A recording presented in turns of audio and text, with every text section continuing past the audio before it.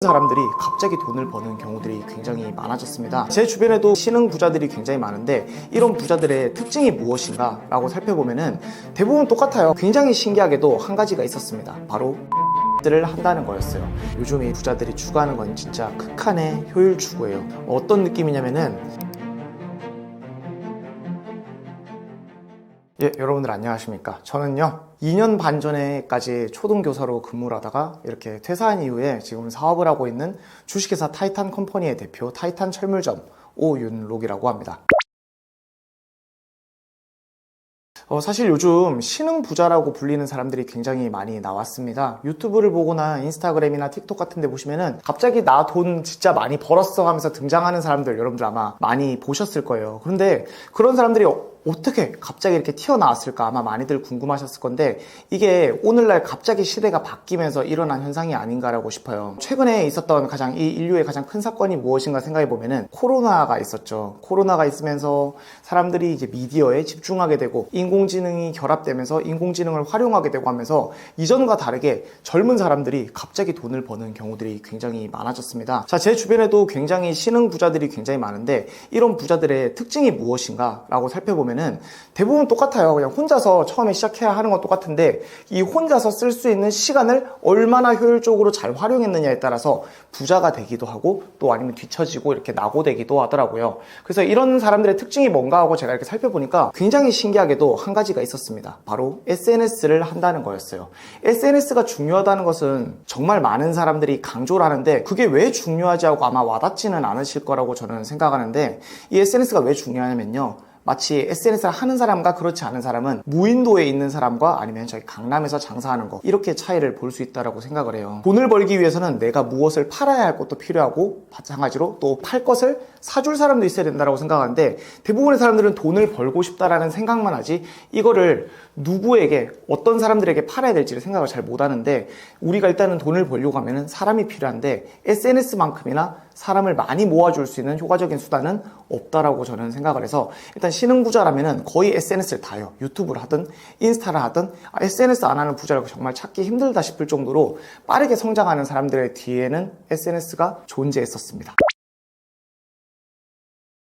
그러면 어떻게 효율적으로 부를 창출할 수 있을까에 대해서 생각할 건데 SNS 막연히 시작해라고만 한다면 아마 많이 막연하실 거예요. 왜냐면은 대부분의 분들이 이미 본업을 가지고 계실 거고 본업이 있는 상태에서 본업을 마치고 남아있는 이런 자투리 시간을 가지고 SNS를 키운다는 게 여간 어려운 일이 아니거든요. 저 같은 경우는 그래서 어떻게 했느냐 이런 AI나 요즘 나와 있는 사스 같은 다양한 이런 기업용 프로그램들을 굉장히 많이 활용을 했습니다. 왜냐면은 우리가 이 효율이라고 한다면 뭐냐면은 남들이 2시간 걸릴 걸 내가 1시간 만에 하면은 너 좀 효율적으로 했다라고 하는 거고 남들이 2시간 걸려서 할 것을 만약에 내가 한 10분만 했다면 야, 넌 진짜 초효율적으로 했다 이런 식으로 얘기를 많이 하는데 어쨌거나 저쨌거나 주어진 시간 안에서 많은 생산성을 만들 때 우리는 효율적이다라고 말을 합니다. 그럼 효율적으로 어떻게 부를 만들어내느냐 사실 힌트는 여러분들이 이미 다 알고 있다고 생각해요. AI입니다. 다만 이 AI라는 게 워낙 방대하고 포괄적이기 때문에 당장의 AI를 어떻게 써야 될지는 약간 막연하실 수도 있는데 AI를 시작하고 그 AI를 이용해서 여러분들이 어떤 생산성을 만들어낸 다음에 그거를 온라인에 널리 퍼뜨리다 보면은 효율적으로 부를 창출할 수 있는 굉장히 큰 이런 자산을 만들 수가 있을 것 같아요. 네. 종잣돈이 그래서 우리가 지금 살아가는 세상이 그렇잖아요. 뭐 자유시장 경제에 우리가 살고 있다라고 하고 쉽게 말해서 시장에서 자유롭게 경쟁하는 그런 사회죠. 자, 근데 이런 시장 경제의 특징이 있습니다. 돈을 가진 사람이 돈을 더 벌게 되어 있습니다. 특히 이런 거죠. 부동산을 사놨더니 부동산 가격이 올랐다. 주식을 사놨더니 주식 가격이 올랐다. 왜냐면 이 시장이 어쨌거나 방향 자체가 언젠가는 성장할 것이다라고 이렇게 바라보고 있는 시장이기 때문에 우리는 종잣돈이라는 게 필요해요. 돈을 많이 벌려면은 돈을 어떻게든 좀 모아가지고 그걸 어딘가에다가 투자를 해놔야지 돈을 벌 수가 있는 것이죠. 안 그러면은 우리는 평생 일만 하다가 그러다가 늙고 나면은 더 이상 일을 할 수 있는 여력이 없으니까 가난해집니다. 자, 그래서 종잣돈을 벌어야 되는데 저 같은 경우는 종잣돈을 어떻게 벌었느냐 아까 전에 제가 이제 SNS를 말씀드리고 그걸 이제 AI나 이런 걸 이용해서 생산성을 높였다라고 말씀을 드렸었어요. 자, 그럼 이제 이걸 통해서 뭘 하기 위함이냐 뭔가 이제 팔 것을 더 해야 되겠죠. 저 같은 경우는 직장을 다니면서 부업을 했습니다. 부업을 했는데 직장을 퇴근하고 남는 이런 시간들을 아까 말씀드렸던 SNS 그리고 AI 이런 여러 가지 그리고 기능들을 익히고 기술을 익히면서 그걸 가지고 부업을 했습니다. 부업을 하다 보니까 돈이 벌리는데 정말 좋은 점이 하나 뭐였냐면은, 저는 이제 직장 이후에 부업의 형태로 한 거기 때문에 돈을 벌어도 돈을 쓸 시간이 없는 것이죠. 그래서 그게 조금씩 저축이 됐고 저한테는 자연스럽게 시드가 되었어요. 네, 돈이 모이고 나니까 이게 사람의 본능이 있잖아요. 뭔가를 저도 사고 싶었어요. 사실 그래서 처음에는 되게 철없이 막 벤츠도 사보고 롤렉스도 사보고, 그때 제가 직장인이었음에도 불구하고 그런 것들을 샀었는데, 그럼에도 불구하고 저는 계속해서 부업을 하고 있었기 때문에 돈이 조금씩 쌓여갔는데, 이걸 제가 어떤 의도해서 레버리지를 쓰고 이런 건 진짜 아니었어요. 왜냐면 누구도 저에게 그 레버리지라는 단어를 알려주지는 않았거든요. 그냥 정말 우연한 계기로 제가 부동산 투자를 했어요. 어떤 부동산이었냐면은 재개발 구역에 있는 굉장히 낡은 빌라였는데, 이 빌라가 이미 멸실된 상태였어요. 멸실이 뭐냐면 사람들 다 이사 보내고 부셨다는 소리거든요. 멸실된 빌라를 하나 샀습니다. 그게 얼마였냐면 가격은 대략적으로 4,500만 원에 플러스 피가 붙어서 한 4,500 정도의 플러스 피가 붙어서 9천만 원 정도의 빌라를 샀었어요. 그런데 신기한 게 무엇이었느냐, 6개월 뒤에 그게 2억 3천만 원까지 올라간 것이죠. 그때만 해도 이제 부동산 법이 좀 개정되기 전이어가지고 1년만 보유하고 나면은 바로 이렇게 일반 과세로 판매를 할 수 있던 시절이었는데, 지금은 조금 더 보유를 해야 될 건데요. 그거를 이제 팔았더니 2억 3천에서 이러저래 세금을 좀 뗄 거 떼고 나니까 한 1억 8천 정도가 되었더라고요. 저는 1년 동안 9천을 넣어서 9천만 원을 더 번 건데 정작 제가 한 일은 별로 없었습니다. 그래서 결국에 내가 돈을 모아야지만 또 다른 돈을 벌 수 있고, 또 그 또 다른 돈을 돈을 버는 동안에 저는 또 부업을 안 하고 있었던 게 아니었다 보니까 열심히 다시 또 부업을 하고 있었어요. 그래서 점점 그 돈이 마치 그 스노우볼 뭉치듯이 커지더라고요. 제가 이 말해도 될 자격이 있는지 모르겠어요, 여러분들. 제가 왜냐면은 얼마 전에 나스닥 폭락했잖아요. 주식도 물려있고 부동산 투자도 조금 되어 있지만 요즘 또 부동산 경기가 많이 좋지는 않다 보니까 이게 엄청나게 많이 떡상했다라는 그런 느낌은 안 드는데, 저는 일단 이렇게 말씀드리고 싶어요.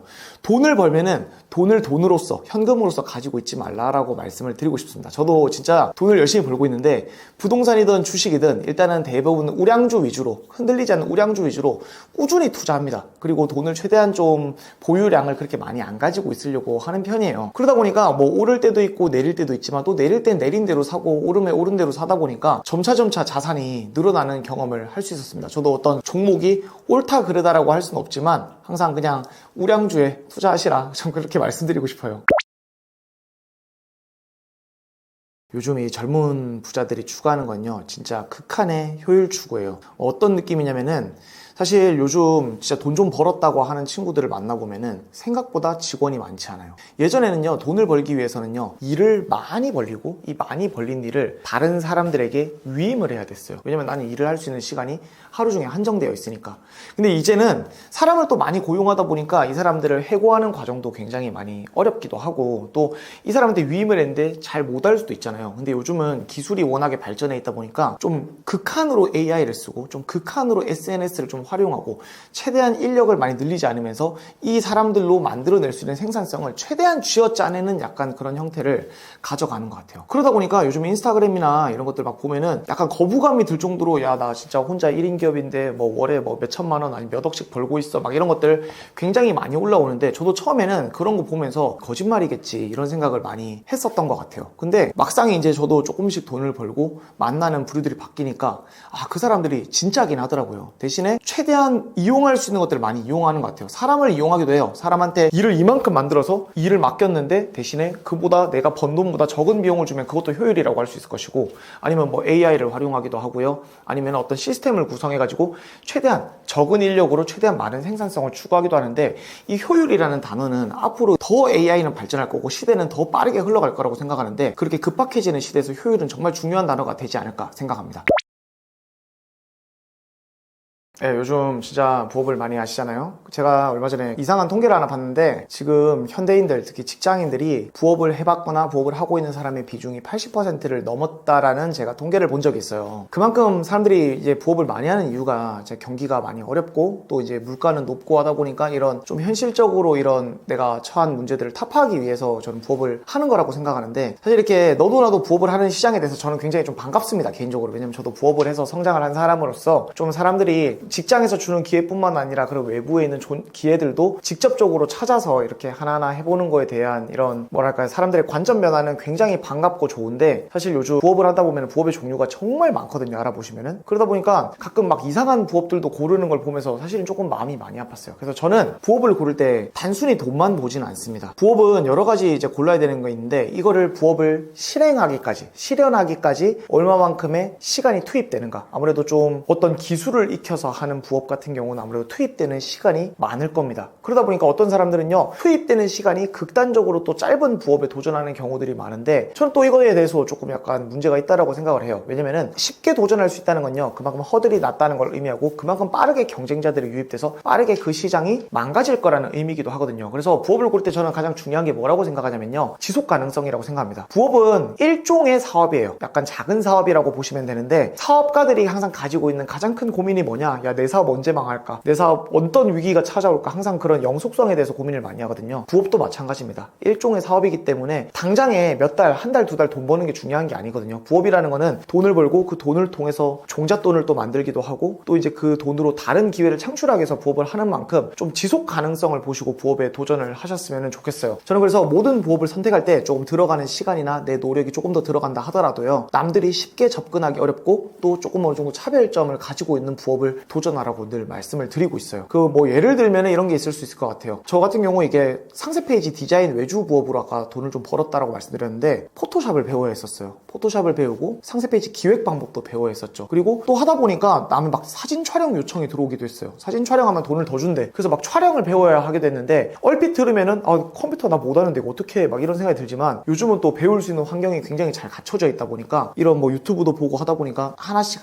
해결이 되더라고요. 그리고 나서 해결을 하고 나니까 저한테는 굉장히 좋은 부업이 되어줬고, 반대로 이제 막 친구들이 제가 돈을 버니까 물어봐요. 야, 너 요즘 부업 뭘로 하냐, 나도 하고 싶다 하는데, 알려줘도 쉽게 못 들어오더라고요. 왜냐면 이거는 방금 말씀드린 것처럼 허들이 있는 부업이었으니까. 그래서 그런 지속 가능성 있는 부업 했으면 좋겠어요. 제가 상세 페이지 디자인을 20살에 배웠거든요, 배우기는. 근데 제가 지금 37살인데 지금도 상세 페이지를 하고 있고, 상세 페이지를 또 하다 보니까 남들 물건 파는 걸 도와주는 일이잖아요. 그러니까 상세 페이지 한 50만 원 받고 만들어줬는데 저 사람 물건이 너무 잘 팔리니까 저도 이제 한국인인지라 배가 아픈 거예요. 그래서 저는 나중에 물건을 팔았거든요. 물건을 팔다 보니까 또 물건을 파는 매출이 있고, 그래서 저는 지속 가능성과 확장성을 가지고 있는 부업을 좀 고민하셔서 선택하시면 도움이 되지 않을까 생각합니다.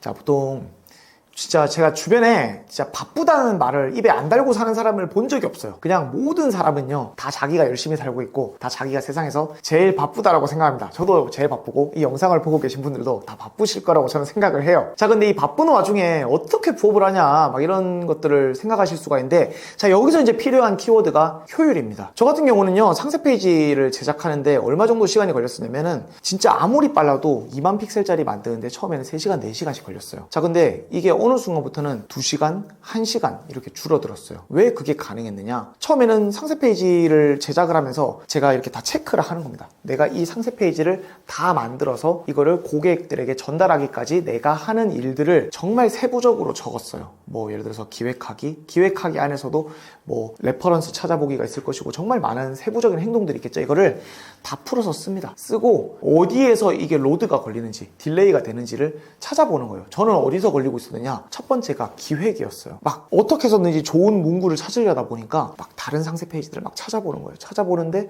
이 문구가 좋았는데 또 저걸 보니까 저게 좋아 보이고, 막 거기서 고민하고 있는 제 모습을 발견할 수 있었고, 그리고 저도 그 상품에 대한 지식이 없기 때문에 그 상품에 대한 어떤 정보를 파악하기 위해서 막 찾는 이런 시간이 생각 이상으로 길다라는 사실을 알게 됐어요. 그래서 이걸 어떻게 하면 좀 효율적으로 해결할 수 있을까 고민하다가 좀 GPTS를 만들었어요. 챗GPT한테 물어보는 좀 나름대로 프롬프트를 좀 기획하고 하다 보니까 지금은 기획하는데 정말 빨리 걸려요. 한 20분이면 기획을 끝마치거든요. 그런 것들을 이용해서 시간을 줄였었고, 또 이제 그렇게 해서 4시간이 2시간이 됐으니까 좀 더 효율적이다라고 할 수 있는데, 그 와중에도 또 어디에서 로드 걸리는지 적었더니 또 이제 디자인을 백지에서 하나하나 만들다 보니까 여기서 시간이 너무 걸리지 않나라고 생각을 해서, 마치 레고 블럭 만들듯이 섹션 단위로 이렇게 붙이는 게 상세 페이지인데, 이 섹션 단위로 한 100가지를 만들어 놓는 거예요.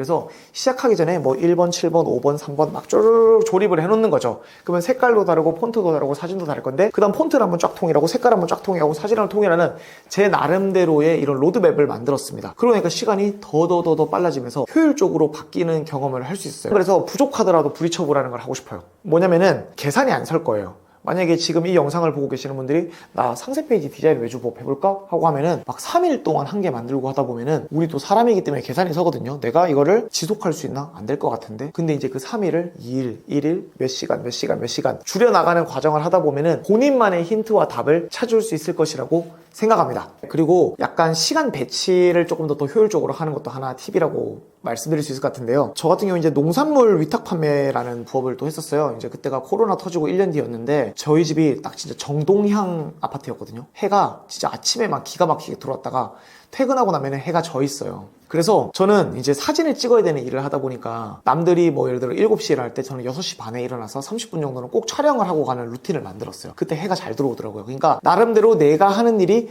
어떤 시간대에 이루어질지가 가장 효율적인지, 그리고 그것도 어떻게 하면 시간을 줄일 수 있는지에 대해서 굉장히 좀 고민을 많이 했고 그것들을 잘 배치해서 효율적으로 생산성이 만들어지게끔 좀 노력했던 것 같아요.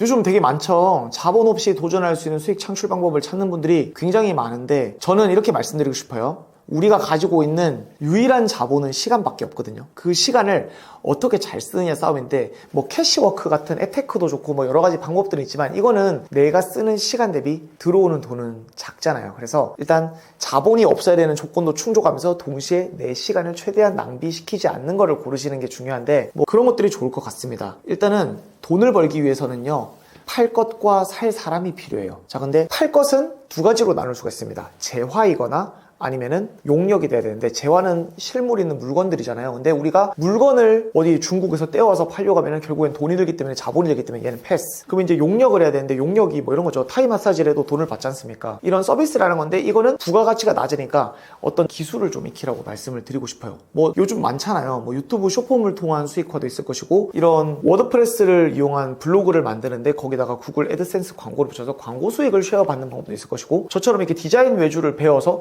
디자인을 남들 대신해서 해주고 돈을 받는 방법도 있을 것이고, 정말 이렇게 기술을 통해서 내 시간은 들지언정 내 자본은 들지 않는 부업들이 상당히 많거든요. 그런 것들을 먼저 좀 집중적으로 도전해 보시면은 훨씬 이런 시간 낭비나 돈 낭비 없이 돈을 벌 수 있을 것이라고 저는 생각합니다. 제가 최근에 그 프레이머라는 도구를 하나 배우고 있어요. 프레이머가 뭐 하는 도구냐면요, 노코딩 퍼블리싱 툴입니다. 그러니까 코딩은 없는데 홈페이지를 퍼블리싱 할 수 있다라고 생각을 하면 되는데요. 이거를 처음 배울 때는 힘들었어요. 영어로 일단 되어 있고 생전 처음 보는 생소한 용어들이 나오니까 어려웠는데, 이거를 좀 유튜브나 이런 것들 검색하면서 보면서 사이트를 만들고 나니까 되게 뿌듯하기도 한데, 이거를 이제 온라인에 팔아야 될 거 아니에요. 그래서 제가 주변에 또 많은 대표님들한테 물어봤어요. 현실적으로 야, 이거 납품받으면 얼마나 안 돼 줄 수 있어? 이러니까 대부분 대표들은 돈을 조금 주고 많은 가치를 얻고 싶어 하거든요. 형, 나는 이거 한 300만 원 정도 줄 수 있을 것 같은데 왜? 이러길래 난 그럼 됐다 라고 생각을 했어요. 왜냐면은 제가 그 홈페이지 만드는데 걸린 시간은 단 이틀이었습니다. 자, 그러면은 한 달 중에 2명의 고객만 잡아도 4일이라는 시간을 써서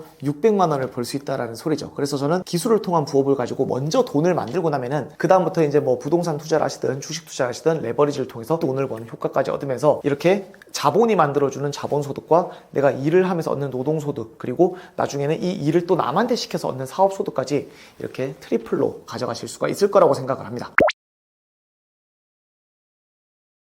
자, 이제 부업을 하다 보면은요, 어떤 사실 굉장히 낮은 단계부터 투입을 하게 됩니다. 저 같은 경우 뭐 로고나 상세 페이지 디자인 같은 이런 부업을 하던 시절에는요, 크몽에서 시작을 했고요. 농축수산물 위탁 판매를 할 때는 누구나 가입을 쉽게 할 수 있는 스마트 스토어에서 했었어요. 근데 이게 다 문제가 있었습니다. 뭐냐면은 크몽도 역시 수많은 경쟁자들이 들어와 있고 그만큼 대체재가 많기 때문에 가격 경쟁이라는 걸 해야 했어요. 첫 번째가 가격 경쟁이고 두 번째가 수수료를 가져가더라고요.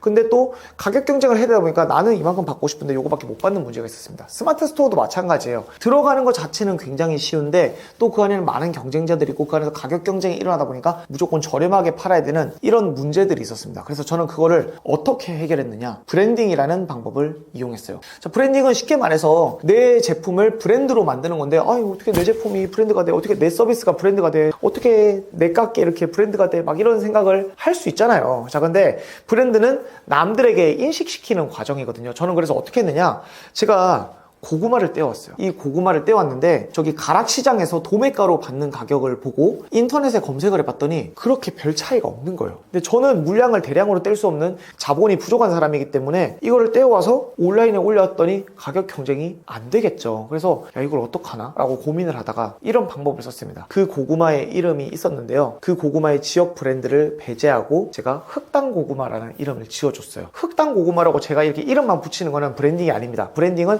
남들의 머리에 인식되어야 하는 거거든요. 그래서 이제 그 다음으로 한 노력은 뭐였냐면요. 인스타그램에 인플루언서들에게 DM을 보내기 시작했어요. 내가 신품종은 신품종이었거든요. 흑당 고구마라는 것을 국내 최초로, 당연히 최초겠죠. 내가 이름을 지었는데 이렇게 가져온 사람인데 이거 너가 고객들한테 공구하면은 고객들이 좋아할 거야. 팔로워들이 좋아할 거야. 그리고 이거 팔리면은 너한테 내가 15% 떼줄게. 매출에 15% 시원하게 떼줄게 했는데 제 고구마가 얼마나 남았었느냐. 근데 고구마 가격이 이렇게 떼온 가격이 있었고 요런 가격이 있었는데 저는 더 비싸게 받았어요. 왜? 이 사람한테 그래야지 수수료를 떼줄 수 있으니까. 더 비쌈에도 불구하고 일단 인플루언서 입장에서는 이게 좀 새로운 고구마고 샘플 먹어봤더니 맛있으니까 공구를 진행을 해줬어요. 그리고 인플루언서들 역시 신품종 흑당 고구마인데 진짜 정말 맛있습니다 라고 홍보를 해주니까 사람들이 흑당 고구마라는 것을 듣기 시작한 거예요. 그때 저는 약간 감을 잡았어요. 그래가지고 다음에는 더 큰 팔로워를 가진, 더 많은 팔로워를 가진 사람한테 공구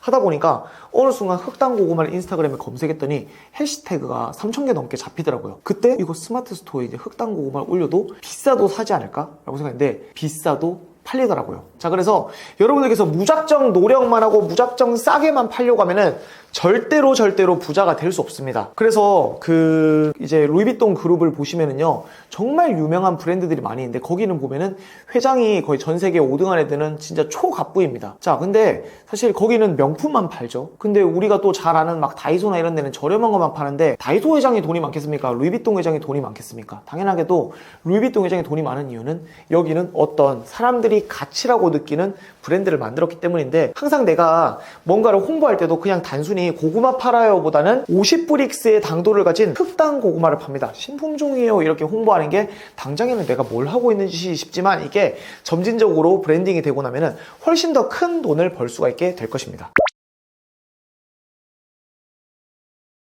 많은 분들이 또 부업을 또 고민하시고 또 부업을 고민하시는 만큼이나 진짜 이 회사 때려치울까 이것도 정말 많이 고민하실 겁니다. 저도 진짜 고민을 많이 했는데 제가 이걸 직장 때려치웠을 때 좀 썰을 말씀을 드려보면은 이랬어요. 저는 가족들한테도 초등학교 교사라는 좋은 직업을 그만두지 않겠다라고 약속을 한 상태이기도 했고 저 스스로도 부업으로 월천 이상 벌고 있었기 때문에 사실은 만족하고 있었거든요. 사업할 생각이 전혀 없었습니다. 자, 그런데 이제 아무래도 이게 우리가 직장 생활을 하고 사회생활을 하다 보면은 관계라는 게 만들어지고 그게 좋은 관계일 수도 있지만 나쁜 관계가 만들어지기도 하잖아요. 저 같은 경우는 이제 좀 옆반 선생님들이 저를 되게 좀 별로 안 좋아했어요. 왜냐면 이게 또 외부 활동도 많이 하고 또 외부에 이렇게 교육청이나 교육부에 이렇게 강의도 많이 다니고 하니까 야, 너 교실 관리 안 하냐, 학생 관리 안 하냐부터 왜 쓸데없이 대회 나가서 상금을 따와서 그 상금으로 회식을 하느냐, 실제 있었던 일이에요. 부산시 대회에 나가가지고 상금을 딴 거예요. UCC 만들기로 100만 원 땄는데 100만 원으로 이거 100만 원 애들이랑 같이 나가서 딴 거니까 우리 아이들한테 주는 게 맞잖아요. 아이들이랑 같이 막 떡볶이 회식을 하니까 옆반 친구들은 어땠을까요? 선생님 왜 우리는 회식을 안 해요? 막 하는데 어느 날은 교장선생님이 저를 불러가지고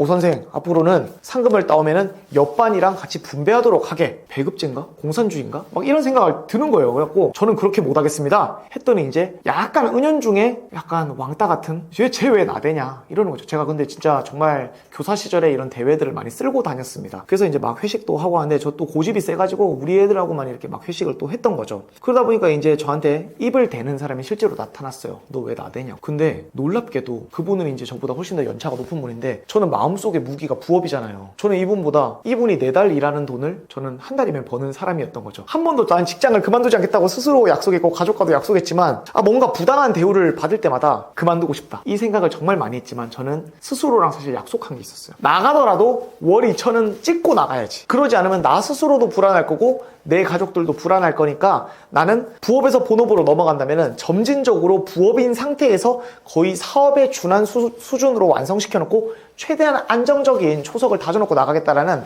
스스로와의 약속을 했어요. 그래서 제가 설날에 2022년도 2월 초에 아버지한테 직장을 그만두고 초등학교를 그만두고 싶다고 말씀을 드렸었는데 저희 아버지가 노발대발 온 가족이 근심에 막 빠져가지고 막 얘 또 정신 차리고 살더니 왜 이래 이러고 있는데 제가 그때 그냥 딱 말씀을 드렸어요. 아빠, 내가 만약에 월급을 다 떼놓고 부업에서 월 2천을 내가 만들면은 그때는 찬성을 해 주시겠느냐 라고 하니까 아버지가 뭐라고 했냐면은 그래 월 2천 정도면 그래 인정할게 하고 나서 제가 그래서 2월 22일에 월 2천을 달성했습니다. 그래서 진짜 그러고 나서 불과 몇 달 뒤에 이제 그만두겠다고 이제 사직서를 냈죠. 그래서 저는 그런 것 같아요. 부업에서 본업으로 넘어가는 거, 회사도 때려치고 싶고 좀 더 자유로운 인생을 살고 싶은 거는 당연히 인간이라면 누려야 될 권리고 누구나 꿈꾸고 있는 것이라고 생각하는데 무작정 나오면은요 생각보다 바깥이 추워요. 완전 불경기고 진짜 백수 되어 보면은 정말 나의 쓸모가 다한 것 같고 세상이 나를 부정하는 것 같은 굉장히 이상한 기분이 느낄 수가 있는데 그 느낌을 받지 않고 내 자존감을 지키기 위해서라도 직장에 있으면서 온갖 고생하고 욕먹고 별의별 부당한 대우를 다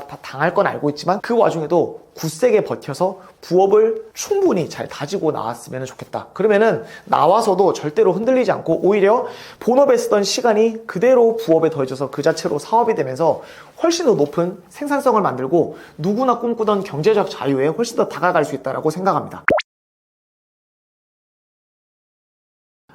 사실은 누구나 자유를 꿈꾸는 것 같아요. 저도 자유가 뭔지 잘 몰랐던 사람인데 자유를 꿈꿨던 거 맞고 우리나라는 시장 경제를 채택하고 있는 나라니까 또 그런 나라에서 자유를 얻으려면은 경제적으로 좀 자유로워야 되는구나 싶어서 저는 부업을 시작한 사람이었습니다. 그래서 누구나 이런 돈을 벌고 좀 더 시간적으로 자유롭고 내가 하고 싶은 일들을 하고 싶다라는 고민들을 정말 많이 하실 텐데요. 우리가 가지고 있는 우리도 몰랐던 자본, 그 시간을 누구보다 초효율적으로 잘 활용을 하셔가지고 거기서 부를 만들고 그 부를 토대로 언젠가 가슴에 항상 꿈꾸고 있었던 이런 자유라는 꿈을 모두가 이루셨으면 좋겠습니다. 감사합니다. 지금까지 타이탄 철물점 오윤록이었습니다.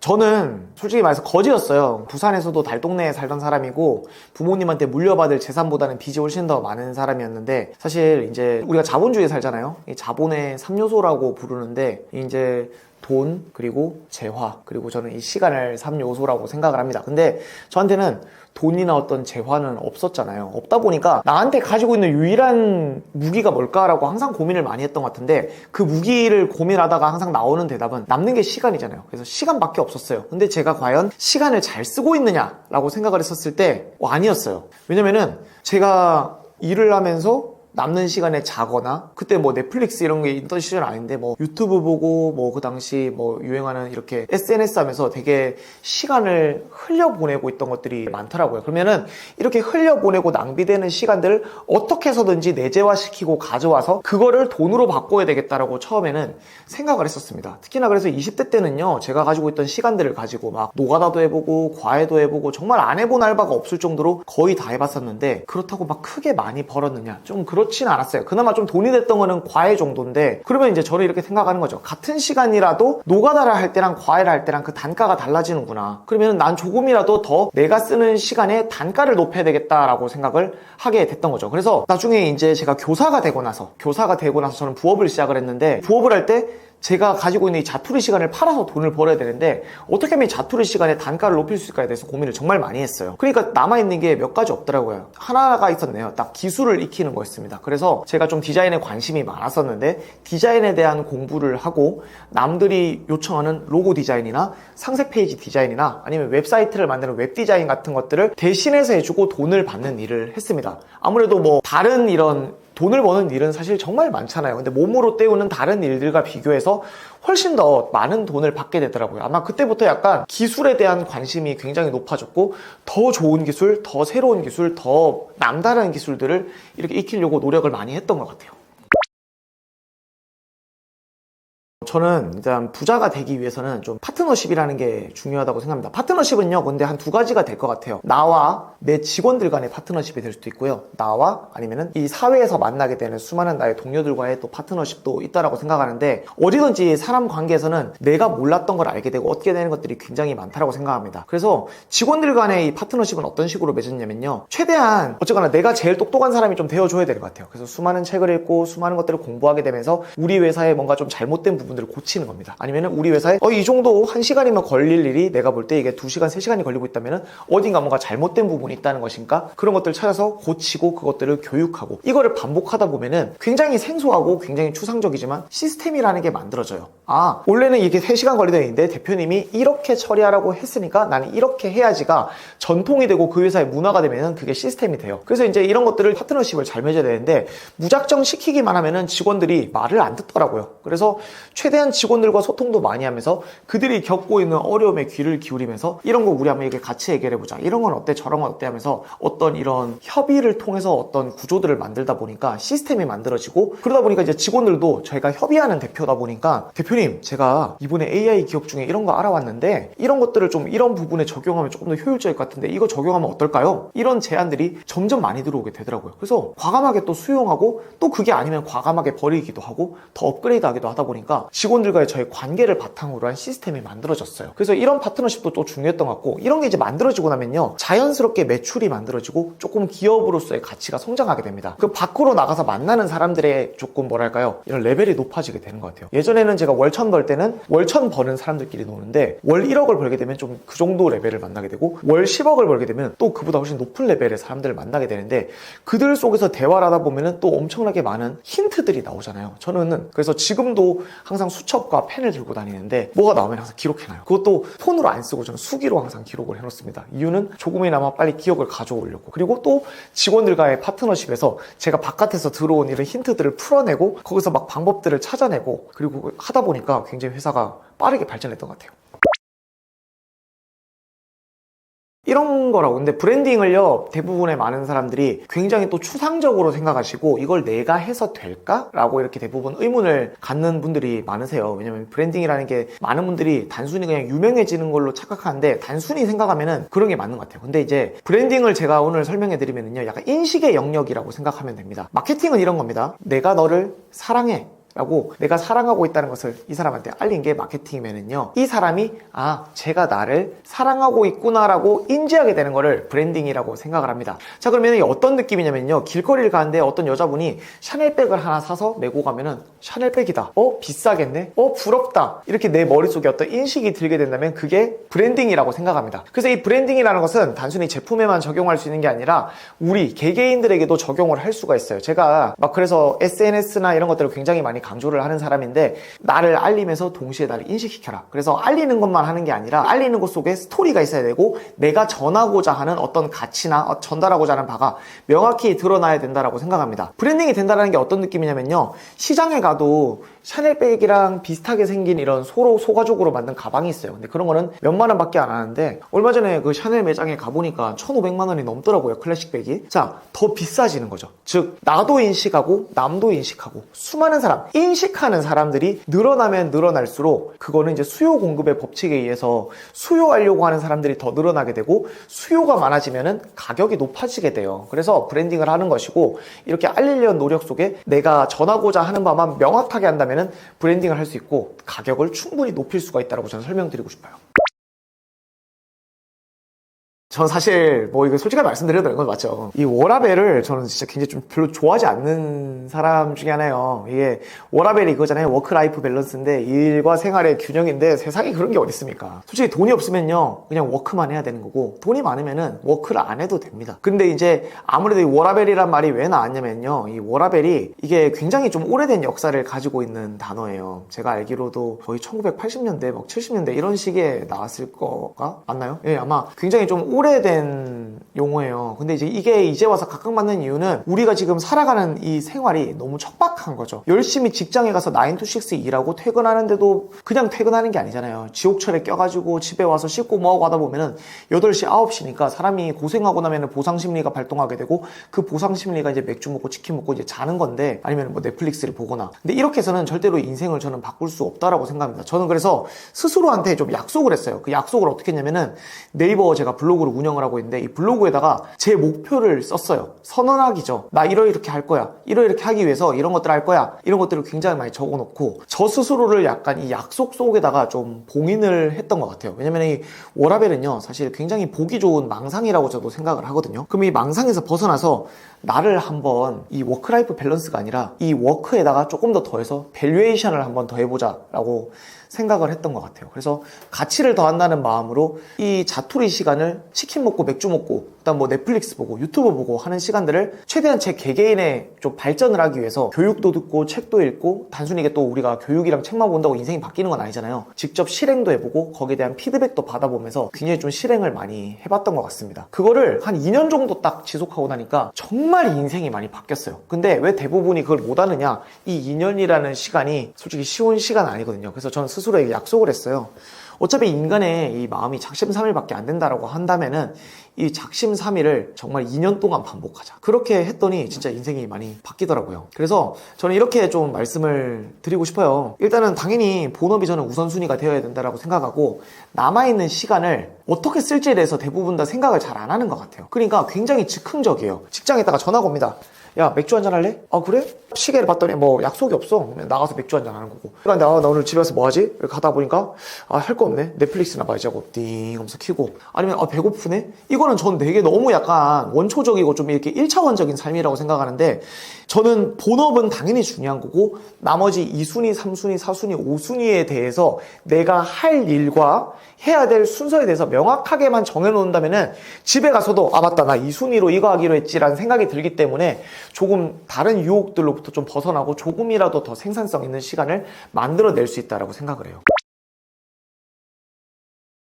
사실 이게 우리나라가요 좀 실패에 대해서 관대한 나라는 저는 아니라고 생각을 합니다. 실제 이게 실패라면은 좀 딛고 일어서기가 어려운 경우가 되게 많은데 저는 사실 지금은 실패를 두려워하지 않게 되었어요. 왜 그러냐면은 저는 굉장히 많은 도전을 했고 많은 실패가 있었기 때문에 제가 만약에 100번의 실패를 했다라고 가정을 한다면은요 한 번을 실패해도 내가 그동안 했던 실패의 1%에 불과합니다. 근데 이제 우리나라에 약간 좀 이런 어렸을 때도 이렇게 경쟁 사회를 커하고 공부하면서 이렇게 경쟁을 하고 성인이 돼서 이렇게 경쟁을 하다 보니까 뭔가 실패를 하면은 진짜 뭔가 큰일 날 것 같다 보니까 애초에 사람들이 그 실패가 두려워서 완벽주의자가 되거나 도전 자체를 안 하세요. 완벽주의자가 되는 게 좋은 거라고 생각할 수도 있는데 완벽주의자가 되면 완벽하게 하려다가 실행을 못 하고요. 또 실패가 두려우면 아예 실행 자체를 못 하는 경우가 굉장히 많게 되더라고요. 그래서 저는 직원들한테도 늘 이런 얘기를 많이 합니다. 실패를 안 해본 사람은 한 번의 실패가 100%의 실패지만 저처럼 100번 실패해본 사람들은요 한 번 실패도 1%의 실패밖에 안 되기 때문에 실패해도 별로 그렇게 데미지가 안 들어와요. 그래서 실패를 무조건 해라는 것보다는 저는 작은 도전들을 많이 하셔서 작은 성공을 많이 하라고 좀 말씀을 드리고 싶어요. 예를 들어서 굉장히 쉽습니다. 아까 전에 우리 또 피디님께서 말씀해 주셨는데 5시에 일어나서 러닝 했다길래 저는 솔직히 속으로 깜짝 놀랐는데 저한테 이제 작은 도전을 주는 겁니다. 난 내일 5시에 일어나서 무조건 러닝을 할 거야. 자, 그리고 그 다음날 일어났더니 9시야. 자, 실패했죠. 이런 것도 실패예요. 이런 정말 말도 안 되는 사소한 도전들부터 하고 성공하고 또 하고 실패하고 하다 보면은 성공의 쾌감도 맛보게 되고 실패의 쓴맛도 맛보게 되지만 적어도 이 실패에 대한 저항력이 생기게 되고요. 그리고 모든 실패에는 반드시 경험이 있다고 저는 생각합니다. 제가 인생에 가장 큰 실패를 했던 때가 언제였냐면요. 28살인가 29살 즈음에 했었어요. 웨딩 사업을 하다가 이 웨딩 사업을 하던 직원들이 배신하고 쫙 다 나가게 되면서 집단 퇴사를 하면서 제가 진짜 한 방에 몰락했거든요. 하루아침에 직원이 없는 회사의 대표가 돼버리니까 어떻게 되겠죠? 위약금들 발생하고 망했어요. 특히 제가 하던 사업이 뭐였냐면요. 웨딩 컨설팅 사업이었어요. 웨딩 플래너와 예비 신부들 간의 계약이기 때문에 웨딩 플래너가 나가게 되면요. 그 계약이 다 부서지게 됩니다. 그래서 위약금 물어줄래? 나갈래? 그러면 대표이사인데 짐 싸서 나가야 돼요. 이렇게 이제 회사를 뺏기는 경험을 하게 되면서 사실 제가 임용고시를 치게 됐었는데요. 임용고시를 치고 교사를 했었는데 저는 그래서 그때의 기억이 얼마나 나빴겠어요. PTSD가 오잖아요. 그래서 좀 생각하기도 싫은 실패였는데 공교롭게도 제가 지금 하는 일은 정말 마케팅의 비중이 큰 일들이거든요. 교육업도 그렇고. 근데 웨딩 때 제가 진짜 마케팅을 많이 했어요. 그때 실패해서 그냥 다시는 생각하기 싫었던 기억이라고 생각했는데 오히려 그 마케팅적으로도 도움이 많이 됐고 또 그런 나쁜 경험을 했기 때문에 제가 아까 직원들이랑 같이 파트너십을 맺고 굉장히 소통을 열심히 하는 대표가 되었다고 했는데 그게 이전의 실패 때문에 그런 사람이 되어 있더라고요. 그래서 저는 실패를 두려워하기보다는 작은 실패를 통해서 실패 저항력을 많이 높이고 그리고 큰 실패를 맛보더라도 인생 기니까 좌절하지 마시라고 조언을 드리고 싶어요. 사실 저는 교사를 되게 늦게 했습니다. 2017년도에 이렇게 임용고시 공부를 해서 임용에 합격을 했고 2018년도 3월에 발령을 받아서 딱 제 나이로 30살 되던 해 교사가 됐었어요. 근데 사실 그 이전에 교사가 늦게 된 게 아니라 사실 그 이전에 제가 다양한 좀 사업에 도전을 했었는데 결과가 모두 좋지가 않았어요. 그래서 가족들에게 제가 약속을 했거든요. 나 진짜 교사 절대 안 때려치겠다. 이제 진짜 여기에 정착하겠다 해서 교사가 되었는데요. 교사를 때려치게 되는 이제 가장 큰 이유가 무엇이었느냐면은 조금 솔직하게 말씀드려서 답답했던 것 같아요. 왜냐면은 교사라는 것 자체가 이게 연공서열제라 해가지고 시간에 따라서 월급이 올라가는 구조다 보니까 제가 막 열심히 노력한다고 해서 급여가 높아지는 것도 아니었고 그렇다고 해서 열심히 한다고 해서 또 이게 무조건 승진이 보장되어 있는 구조는 또 아니거든요. 그러다 보니까 이게 내가 정말 이 운에 기대서 성장해서 정말 운이 좋으면은 교장 선생님이 될 텐데 이게 과연 내가 바라는 삶인가에 대해서 항상 좀 스스로 많이 물어봤던 것 같아요. 그리고 이제 한 4년 반 정도 근무를 했을 때 즈음에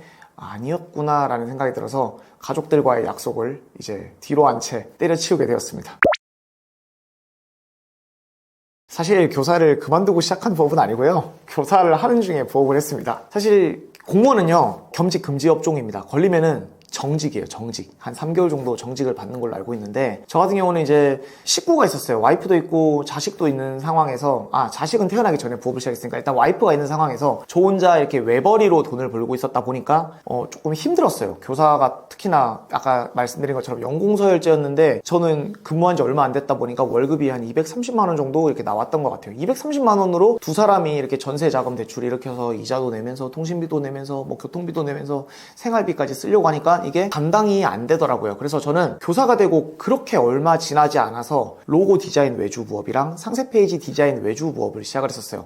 그거를 시작했던 이유가 뭐냐면은 일단 저는 자본이 없는 거지였고요. 자본이 없으니까 당장에 자본이 거의 없는 상태에서 할 수 있는 게 뭐가 있을까 고민하다 보니까 몸으로 때우는 일이더라고요. 근데 몸으로 때우는데 몸으로 때우려고 하면은 뭐 대리기사가 될 수도 있고 이렇게 마사지사가 될 수도 있고 아니면 청소를 대신해 줄 수도 있겠지만 이런 것보다는 조금 더 고부가가치로 시간당 받는 돈을 받고 싶었던 것 같아요. 그래서 좀 디자인을 기존에도 관심이 많았었는데 그 디자인에다가 좀 더 독학으로 디자인을 더하면서 디자인 외주 부업을 시작을 했었고 교사 시절에도 이미 월 1,000만 원 정도의 부업을 달성을 했었습니다. 교사라는 삶과 사업가의 삶을 이렇게 본다면은 사실 저는 막 엄청 큰 차이를 두지는 않는데 어쨌거나 교사는 내가 학생들을 가르치는 일이고 누군가 책임져야 될 사람들이 있다 보니까요 확실히 그 시간에 맞춰서 출근하고 또 특정 시간이 되면 퇴근하는 어떤 이런 정시성을 좀 가지고 있다면은 사업가는 그래도 조금 더 자유롭게 내가 만날 사람을 내가 정하고 내가 그리고 할 얘기를 내가 정하고 내가 해야 할 일을 내가 정한다는 점에서 조금 차이는 있었던 것 같아요. 대신에 이제 교사 같은 경우는 다들 잘 아시는 것처럼 굉장히 안정적입니다. 근데 사업가는요 조금 늘 공포를 좀 느껴야 되는 것 같아요. 언제 이 사업의 트렌드가 꺾일지도 모르고 아니면은 뭔가 갑자기 강력한 경쟁자나 대체제가 등장해서 어떻게 타격을 입을 수도 있다는 건요 지금 사업을 하면서 늘 가지고 있는 조금 작은 공포심이 아닌가 생각을 하고 있어요. 다 말렸죠. 특히 가족들이 아니 정신 차리고 이게 산다고 하더니 또 왜 정신을 놓냐 왜 또 사업병이 도졌냐 막 난리가 난 거죠. 특히나 이제 제가 그만둔다고 얘기했던 게 기억이 나는 게 2022년도 2월 달에 그만둔다 했었어요. 아마 2022년도 2월 초가 설일 겁니다. 설에 제가 아버지한테 이제 큰맘 먹고 말씀을 드렸어요. 아빠, 나 학교 그만두려고 하는 순간에 그날 막 가족들끼리 모여서 다 같이 행복하고 막 해피 하다가 딱 그 말 꺼낸 순간부터 분위기 완전 박살나면서 갑자기 다들 술을 따라 마시기 시작해요. 이거 미친놈 아닌가 이러면서 또 이렇게 막 술을 먹고 했었는데 대부분 가족들이 많이 반대했고 주변 친구들도 좀 많이 마음 아파했어요. 왜냐면 제가 20대 때 했던 사업을 전부 다 실패하면서 제가 진짜 못 볼 꼴 많이 보였거든요. 근데 이제 또 제가 정신 차리고 사는갑다 했는데 갑자기 또 이제 사업한다고 막 그만두고 싶다 하니까 친구들도 다 말렸죠. 제가 이 초효율이라는 거를 좀 깨닫게 된 거는요 아이러니하게도 부업을 하면서였어요.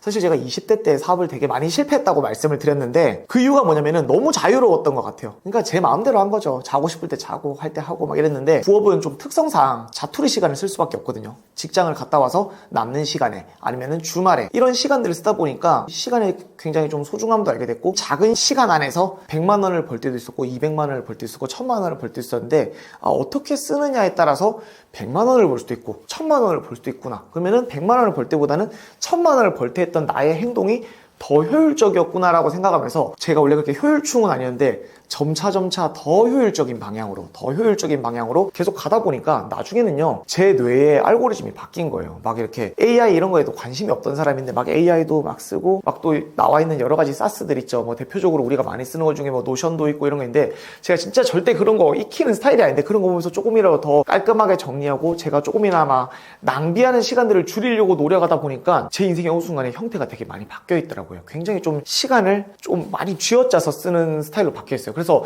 저를 아는 사람들은 진짜 저보고 너무 바쁘게 산다, 너무 정신없이 산다라고 하는데, 저는 지금도 제 인생이 그 누구보다 효율적이라고 좀 자부합니다. 제가 지금 유통업도 하고 있고요. 그 다음에 이제 뭐 강의업, 교육업도 하고 있고, 조금 이것저것 사업을 조금 손을 많이 대고 있는데, 특히 이제 제가 발생하고 있는 매출들 중에서 교육업의 매출 비중이 상당히 큰 편인데요. 이게 아무래도 도움이 안 됐다라고 말을 할 수는 없는 것 같아요. 왜냐면 이제 교사들이 이제 수업에 들어가기 전에 원래 수업 지도안이라는 것을 작성합니다. 물론 이걸 매번 작성하는 건 아니고 좀 중요한 수업 있을 때 보통 작성을 하긴 하는데, 이런 수업 지도안들을 쓰던 버릇이 있다 보니까 좀 뭔가를 가르칠 때 기승전결이라는 게 있다는 것을 알게 됐어요. 보통 이제 뭐 도입, 전개, 정리 뭐 이렇게 얘기하는데, 이런 것들을 저는 제 사업에 적용을 했어요. 교사 시절에 배워왔던 여러 가지 업무를 처리하고 공문이 왔다 갔다 하는 이런 업무 처리 방식이라든지, 아니면은 또 사업을 하다 보면은 좀 고객사들을 대하게 되잖아요. 클라이언트를 대하게 되는데, 저는 학부모라는 클라이언트를 대했는데, 이 학부모라는 클라이언트는요, 쳐낼 수가 없어요. 야, 너 가. 나랑 말 걸지 마. 나 너랑 일 안 해. 이게 안 되잖아요. 학부모는 그냥 걸리는 순간 1년간 함께 하게 되는데, 그렇게 좀 사람을 대하는 방법도 알게 되고, 또 교육을 어떻게 좋은 교육을 만드는지도 알게 되다 보니까, 이런 것들 제가 직장 생활하면서 분명히 배운 게 너무 많거든요. 이런 부분들을 좀 제 사업에 정말 많이 적용을 했어요. 그리고 이거는 좀 번외의 이야기인데, 보통 교사들이 아이들한테 어떤 얘기를 많이 하면, 야, 꿈을 크게 가져야 된다라고 얘기를 되게 많이 하는데, 저도 아이들에게 그런 얘기를 어느 순간부터 많이 하더라고요. 왜냐면은 이 친구들이 저한테 거울 같았어요. 저는 20대 내내 했던 사업을 다 실패한 사람이고, 그래도 우리 어린 친구들이 잘 됐으면 좋겠는 마음에 맨날, 야, 너 꿈을 크게 가져야 돼, 너 성공해야 돼, 야, 너 이렇게 공부 이렇게 하면 안 돼 하고, 저도 모르는 사이 제가 어릴 적에 제가 만났던 선생님들이 저한테 하고 있던 잔소리를 하고 있는 제 모습을 보면서, 그러면 나는 끝난 건가? 내 꿈을 이룰 수 없는 건가? 내 꿈은 교장 선생님인가? 이런 것들을 하면서 비로소 제 꿈을 좀 찾았어요. 아, 나는 부딪히는 사람이고, 부딪히는 과정에서 실패를 하든 성공을 하든 얻게 되는 그 피드백들에 굉장히 쾌감을 느끼는 변태구나. 그래서 저는 사실 이 교사로서 겪었던 이 경험들이 지금 사업하면서도 굉장히 많이 도움이 되고 있고, 제가 한 번씩 이게 느슨해지다가도 저는 그때 생각을 해요. 내가 만약에 또 교사면 애들한테 비슷한 소리 하고 있지 않을까? 너 그러면 안 돼. 꿈을 크게 가져야 돼. 움직여야 돼. 이런 걸 하지 않을까? 하면서 저는 쉼없이 그때 느꼈던 감정들을 지금도 저한테 많이 적용을 하고 있습니다.